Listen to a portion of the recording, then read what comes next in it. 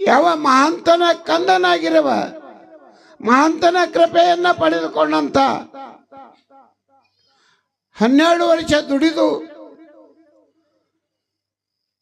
ಇವತ್ತು ಮಹಾಂತನ ಆಶೀರ್ವಾದ ಪಡೆದುಕೊಂಡಂತ ಮಡಿವಾಳೇಶ್ವರ ಬಿದ್ನೂರ ಗ್ರಾಮದಲ್ಲಿ ಜನ್ಮ ಎತ್ತಿ ಮಹಾಂತನ ಕೃಪೆಯನ್ನ ಪಡೆದುಕೊಂಡು ಯಾವ ಕಡಕೋಳದೊಳಗೆ ಅರಳಿ ನಾಡಿನಾದ್ಯಂತಕ್ಕೂ ಅನುಭವದ ಅಮೃತವನ್ನ ಉಳಿಸಿದ ಏಕೈಕ ಯಾರಾದರೂ ಕೇಳಿದ್ರೆ ಅದು ಮಡಿವಾಳಪ್ಪ ಅಂತ ಹೇಳಬೇಕಾಗುತ್ತೆ. ಧೀರ ಮಹಂತೇಶನ ಬಿಡದೆ ಕೊಂಡಾಡಿದರೆ,